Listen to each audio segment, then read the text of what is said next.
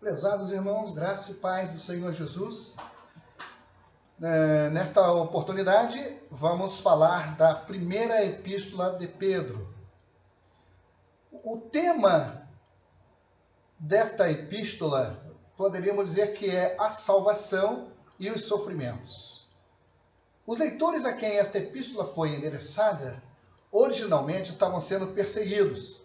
Portanto, ela se concentra no tema da conduta cristã apropriada em face de hostilidades anticristãs, bem como no tema do dom compensador da salvação, o qual atingirá seu estágio culminante no futuro. Bem, a primeira epístola foi escrita dentro deste contexto. Havia já perseguições, e qual é a conduta cristã diante destas hostilidades, destas perseguições. Vejamos o propósito. Esta carta foi escrita para encorajar e consolar os cristãos em meio de perseguição e sofrimento. Então aí está o propósito.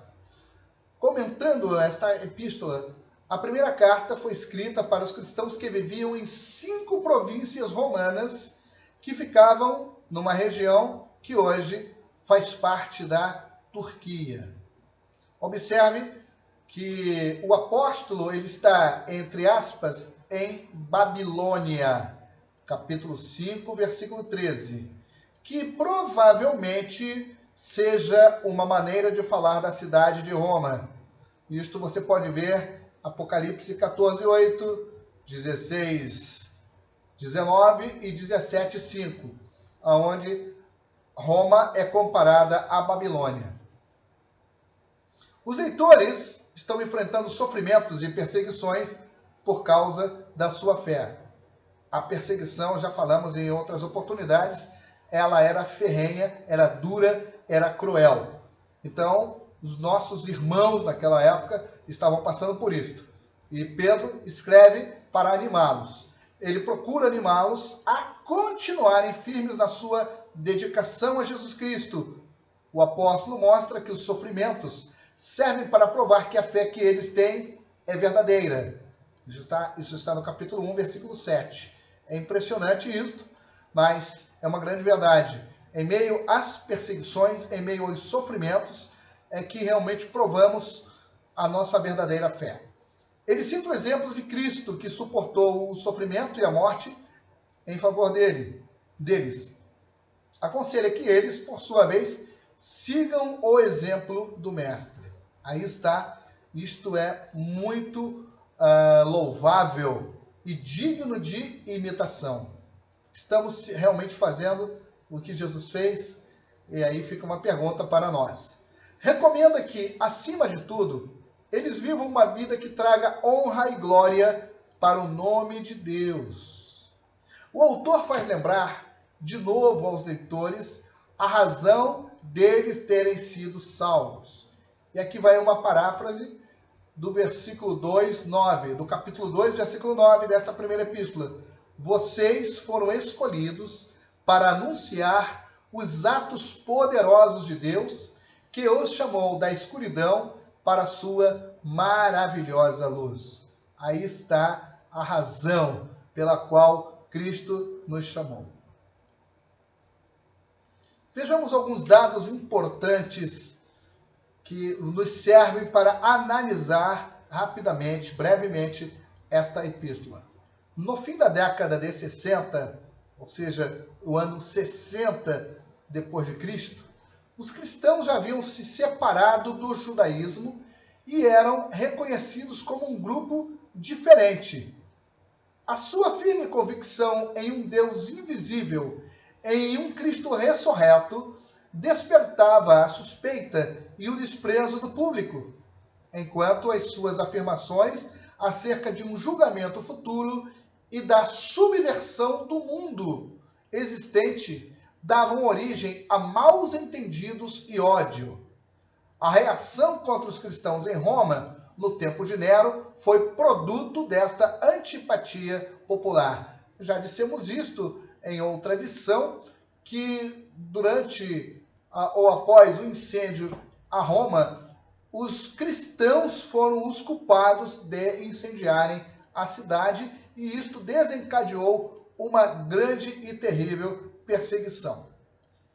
Continuando, quando as igrejas começaram a perceber esta mudança de atitude, sentiram-se apreensivas quanto ao que lhes poderia suceder.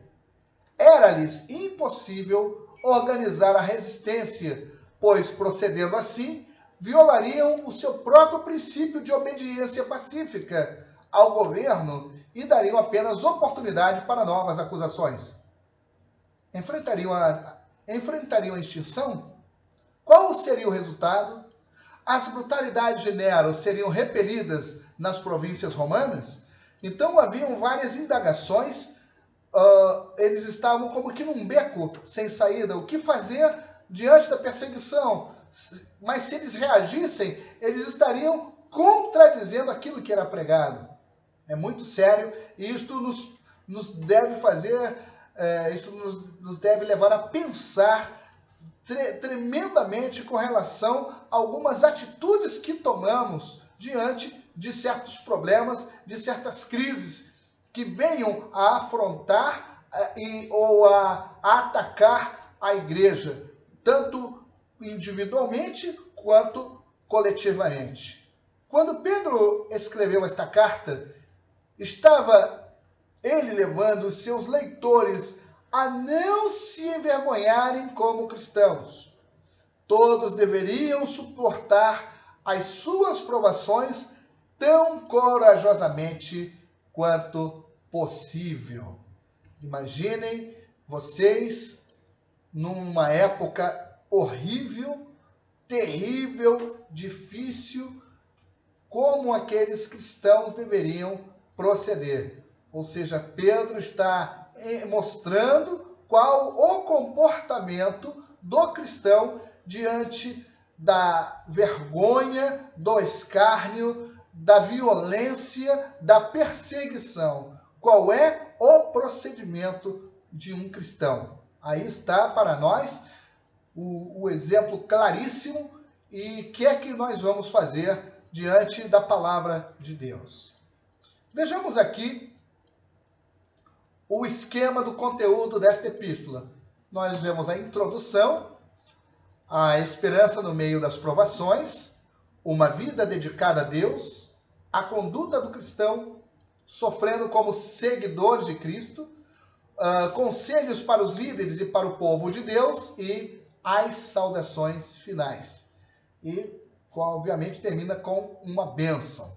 Então, aqui está, meus prezados irmãos, alunos, leiam, estudem isto, analisem, debatam, discutam e vejamos como na prática nós podemos acompanhar e viver estas verdades.